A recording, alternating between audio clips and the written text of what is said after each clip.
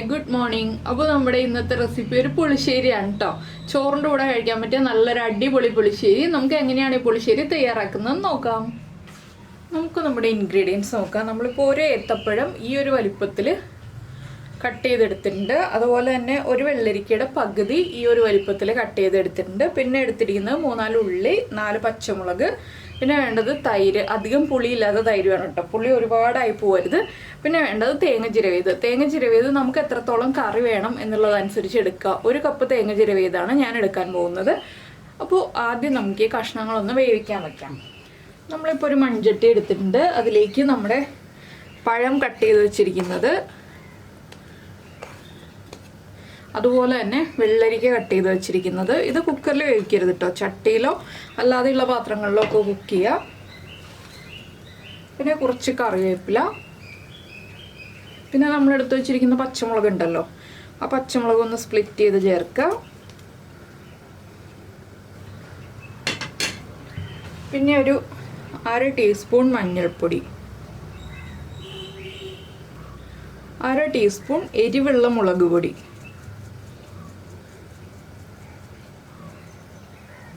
ആവശ്യത്തിന് ഉപ്പ്. ഇത്രയും ചേർത്തിട്ട് നമുക്ക് 1 കപ്പ് വെള്ളം ചേർത്ത് വേവിച്ചെടുക്കാം. എന്താണെന്ന് വെച്ചാൽ നമ്മുടെ അരപ്പൊക്കെ വരുമ്പോൾ ഇനി വെള്ളത്തിൻ്റെ അളവ് കൂടും. അതുകൊണ്ട് തന്നെ ഇപ്പോൾ 1 കപ്പ് വെള്ളം മതി ഈ കഷ്ണങ്ങൾ വേവാനായിട്ട്. ഇതിനെ അടച്ചു വെച്ച് നമുക്ക് കുക്ക് ചെയ്തെടുക്കാം. ഈ സമയത്ത് നമുക്ക് ഇതിലേക്ക് വേണ്ട അരപ്പ് റെഡിയാക്കി എടുക്കാം.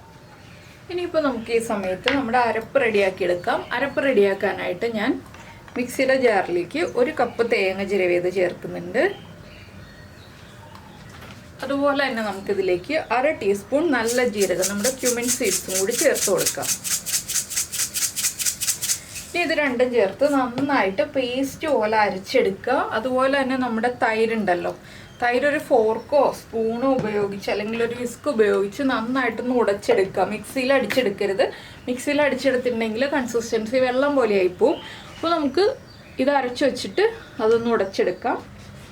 ഇപ്പോൾ നമ്മുടെ തേങ്ങ നന്നായിട്ട് അരച്ചെടുത്തിട്ടുണ്ട്. അതുപോലെ തന്നെ നമ്മുടെ തൈരുണ്ടല്ലോ, ഞാനൊരു 200 ഗ്രാം പുളിയില്ലാത്ത തൈരെടുത്ത് ഇതുപോലെ ഉടച്ചെടുത്തിട്ടുണ്ട്. ചെറിയ പുളിയുള്ളൂ കേട്ടോ, അധികം പുളിയില്ലാത്ത തൈരാണ്. അപ്പോൾ ഇത് രണ്ടും മാറ്റി വയ്ക്കുക. ഇനി നമ്മുടെ കഷ്ണങ്ങൾ കുക്കായി കഴിഞ്ഞിട്ട് നമുക്ക് ബാക്കിയുള്ള കാര്യങ്ങൾ ചെയ്യാം. അപ്പോൾ നമ്മുടെ വെള്ളരിക്കയും പഴവും ഒക്കെ കുക്കായി കിട്ടിയിട്ടുണ്ട്. ഇനി നമുക്കിതിലേക്ക് അരപ്പ് ചേർത്ത് കൊടുക്കാം. അരപ്പ് ചേർക്കുമ്പോൾ നമുക്ക് എത്രത്തോളം കറി വേണം എന്നുള്ളതനുസരിച്ച് അരപ്പിലേക്ക് വെള്ളവും കൂടി ചേർത്ത് കൊടുക്കുക. എന്താണെന്ന് വെച്ചാൽ നമ്മൾ തൈര് നല്ല കട്ട തൈരാണല്ലോ എടുത്തിരിക്കുന്നത്. അതുകൊണ്ട് തന്നെ തൈര് ചേർക്കുമ്പോൾ ഒരുപാട് ഗ്രേവി ഉണ്ടാവില്ല. ഇനിയിപ്പോൾ അരപ്പ് ചേർത്ത് നന്നായിട്ടൊന്ന് ഇളക്കിയിട്ട് അതിലേക്ക് തന്നെ നമ്മുടെ മിക്സിയുടെ ജാറിലേക്ക് തന്നെ കുറച്ച് വെള്ളവും കൂടി ഞാൻ ചേർക്കുന്നുണ്ട്. ഇതൊന്ന് ഇളക്കി മിക്സ് ചെയ്യുക. നന്നായിട്ടൊന്ന് തിളച്ച് വരുന്നത് വരെ വെയിറ്റ് ചെയ്യുക. നന്നായിട്ടൊന്ന് തിളച്ച് വരണം ഈ അരപ്പ് ചേർത്തിട്ട്. അപ്പോൾ ഉപ്പൊക്കെ ചെക്ക് ചെയ്യുക. ഉപ്പ് കുറവാണെങ്കിൽ ഉപ്പ് ചേർത്ത് കൊടുക്കുക. എരിവ് കുറവാണെങ്കിൽ 1-2 പച്ചമുളക് സ്പ്ലിറ്റ് ചെയ്ത് ചേർക്കാം. നന്നായിട്ടൊന്ന് നമ്മുടെ കറി തിളച്ച് വരട്ടെ. അപ്പോൾ നമ്മുടെ കറി തിളച്ച് തുടങ്ങി. ഇനി നമുക്ക് ഫ്ലെയിം ഓഫ് ചെയ്യാം. എന്താണെന്ന് വെച്ചാൽ മൺചട്ടി ആയതുകൊണ്ട് ചട്ടിയുടെ ചൂടിലിരുന്നിട്ട് ഒന്നുകൂടി തിളച്ച് വരും. ഫ്ലെയിം ഓഫ് ചെയ്തിട്ട് വേണം നമ്മളിതിലേക്ക് തൈര് ചേർക്കാനായിട്ട്. അപ്പോൾ നമുക്കിനി ഉടച്ച് വെച്ചിരിക്കുന്ന തൈര് ചേർക്കാം. തൈര് ചേർത്ത് നന്നായിട്ടൊന്ന് ഇളക്കി മിക്സ് ചെയ്തെടുക്കുക. തൈര് ചേർത്തിട്ട് ചൂടാക്കേണ്ട ആവശ്യമില്ല കേട്ടോ. ഈ ഒരു ചട്ടിയുടെ ചൂടിൽ, ആ കറിയുടെ ചൂടിൽ തന്നെ തൈര് കറക്റ്റായിട്ട് ചൂടായി വന്നോളും. ഇനി നമുക്കിതിലേക്ക് ഒരു 1/4 ടീസ്പൂൺ ഉലുവ പൊടിച്ചത്, വറുത്ത് പൊടിച്ചത് ചേർക്കണം. 1/4 ടീസ്പൂൺ മതി, അധികമൊന്നും വേണ്ട. ഇനി നമുക്ക് ഈ കറി മാറ്റി വയ്ക്കാം. ഇതിലേക്കുള്ള വറവ് റെഡിയാക്കി എടുക്കാം.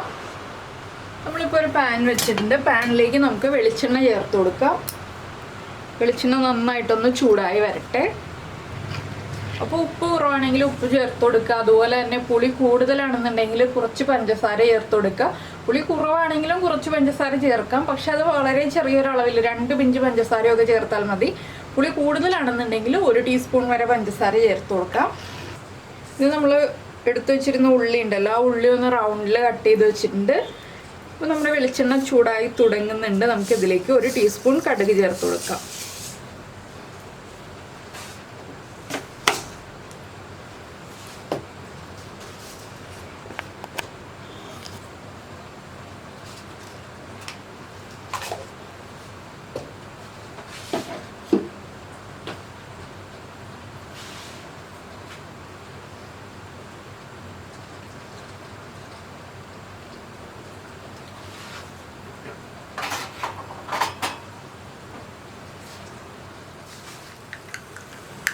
നമ്മുടെ കടുക് പൊട്ടി തുടങ്ങുന്നുണ്ട്. ഇതിൽ 1/4 ടീസ്പൂൺ ഉലുവയും കൂടി ചേർത്ത് കൊടുക്കാം.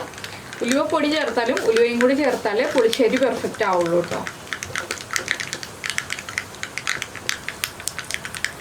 ഉലുവയും കടുകും പൊട്ടി കഴിയുമ്പോൾ നമ്മൾ എടുത്തു വെച്ചിരിക്കുന്ന ഉള്ളി കട്ട് ചെയ്തത് ചേർക്കാം. അതുപോലെ തന്നെ കറിവേപ്പിലയും ചേർക്കാം. പിന്നെ നമ്മൾ ചേർക്കുന്നത് ഒരു 4 വറ്റൽമുളകാണ്. പിന്നെ ഉള്ളിയുടെ കളർ മാറി വരുന്നത് വരെ ഒന്ന് ഇളക്കി കൊടുക്കുക. ഒരുപാട് അങ്ങോട്ട് ഡാർക്കായി പോകേണ്ട ഉള്ളി ലൈറ്റായിട്ടൊന്ന് കളർ ചേഞ്ച് ആയി വരുമ്പോൾ നമുക്കിതിലേക്ക് ഇനി നമ്മുടെ പുളിശ്ശേരി ഭംഗിയാക്കാൻ ആവശ്യമായിട്ടുള്ള കാര്യങ്ങൾ ആഡ് ചെയ്യണം. അപ്പോൾ നമ്മുടെ ചാനൽ ആദ്യമായിട്ട് കാണുകയാണ്, നമ്മുടെ വീഡിയോ പ്രസൻറ്റ് ചെയ്യുന്ന രീതിയൊക്കെ ഇഷ്ടമായി എന്നുണ്ടെങ്കിൽ നമ്മുടെ ചാനലൊന്ന് സബ്സ്ക്രൈബ് ചെയ്യണേ. സബ്സ്ക്രൈബ് ചെയ്യുന്നതിന് ഈ വീഡിയോയുടെ താഴെയുള്ള റെഡ് സബ്സ്ക്രൈബ് ബട്ടൺ ഒന്ന് ക്ലിക്ക് ചെയ്യുക. ആൻഡ് റൈറ്റ് സൈഡിലുള്ള ബെല്ലൈക്കണും ക്ലിക്ക് ചെയ്യുക. അപ്പോൾ ഓളെന്ന് പറഞ്ഞിട്ടൊരു ഓപ്ഷൻ കാണാം. ആ ഓളും കൂടി പ്രസ് ചെയ്തിട്ടുണ്ടെങ്കിൽ ഞാൻ എപ്പോഴും വീഡിയോ അപ്ലോഡ് ചെയ്യുമ്പോൾ നിങ്ങൾക്ക് നോട്ടിഫിക്കേഷൻ വരും. പിന്നെ നമ്മുടെ പുളിശ്ശേരി റെസിപ്പീസ് കുറേ ഉണ്ട് കേട്ടോ. പുളിശ്ശേരി മോര് കറി റെസിപ്പീസ് കുറേ ചെയ്തിട്ടുണ്ട്. നീതാസ് ടേസ്റ്റ്ലാൻഡ് പുളിശ്ശേരി മോര് കറി റെസിപ്പീസ് എന്ന് പറഞ്ഞ് സെർച്ച് ചെയ്തിട്ടുണ്ടെങ്കിൽ നിങ്ങൾക്ക് ആ റെസിപ്പീസൊക്കെ കിട്ടും. അപ്പോൾ ആ ഉള്ളിയുടെ കളർ മാറി ഞാൻ ഫ്ലെയിം ഓഫ് ചെയ്തു. ഇനി ഇതിലേക്ക് നമ്മൾ ഒരു 1/4 ടീസ്പൂൺ എരിവുള്ള മുളക് പൊടി, കാശ്മീരി ചില്ലി പൗഡർ ആണെങ്കിൽ 1/2 ടീസ്പൂൺ തന്നെ ചേർത്തോളൂ. ഇതും കൂടി ചേർത്തിട്ട് ഒന്ന് ഇളക്കുക. ഫ്ലെയിം ഓഫ് ചെയ്തതിന് ശേഷം വേണം. ഇനിയിപ്പോൾ നമുക്ക് നമ്മുടെ കറിയിലേക്ക് നമ്മുടെ വറവ് ചേർത്ത് കൊടുക്കാം. നന്നായിട്ടൊന്ന് ഇളക്കി മിക്സ് ചെയ്യാം. അപ്പോൾ നമ്മുടെ പുളിശ്ശേരി ഇതാ അടിപൊളിയായിട്ട് റെഡിയായി കഴിഞ്ഞു. ഇത്രയേ ഉള്ളൂ പുളിശ്ശേരിയുടെ പരിപാടി. അപ്പോൾ നിങ്ങൾക്ക് പഴം മാത്രം ചേർത്ത് പുളിശ്ശേരി ഉണ്ടാക്കി കഴിക്കുന്നതിനേക്കാൾ വേറെ വെജിറ്റബിൾസും കൂടി ചേർത്ത് പുളിശ്ശേരി ഉണ്ടാക്കി കഴിക്കുന്നതാണെങ്കിൽ നമ്മുടെ ചാനലിൽ ഒരുപാട് പുളിശ്ശേരി റെസിപ്പീസ് ഇതുപോലെ പല കോമ്പിനേഷനിൽ ചെയ്തിട്ടുണ്ട്. അതൊക്കെ ഒന്ന് കണ്ടു നോക്കൂ. അപ്പോൾ ഇതെന്തായാലും എല്ലാവരും ഒന്ന് ട്രൈ ചെയ്ത് നോക്കൂ കേട്ടോ. നന്നായിട്ട് ഇഷ്ടപ്പെടും. ചോറിൻ്റെ കൂടെ നല്ലൊരു കോമ്പിനേഷനാണ്. അപ്പോൾ ഈ ഒരു പുളിശ്ശേരി നമ്മൾ ഇന്ന് ഉണ്ടാക്കിയിട്ട് ഇന്ന് ഫ്രിഡ്ജിലെടുത്ത് വയ്ക്കേണ്ട ആവശ്യമൊന്നുമില്ല. റൂം ടെമ്പറേച്ചറിൽ തന്നെ വീട്ടിൽ സൂക്ഷിച്ചാൽ മതി. അടുത്ത ദിവസം എടുത്ത് വയ്ക്കുകയാണെങ്കിൽ മാത്രമേ ഫ്രിഡ്ജിലേക്ക് വയ്ക്കേണ്ട ആവശ്യമുള്ളൂ. ഇല്ലെങ്കിലും മോശമായി പോവില്ല കേട്ടോ. അപ്പോൾ എല്ലാവരും ഈ റെസിപ്പിയൊക്കെ ട്രൈ ചെയ്ത് നോക്കിയിട്ട് കമൻസൊക്കെ അറിയിക്കുക. നമുക്ക് നമ്മുടെ അടുത്ത റെസിപ്പിയുമായിട്ട് അടുത്ത ദിവസം വീണ്ടും കാണാം.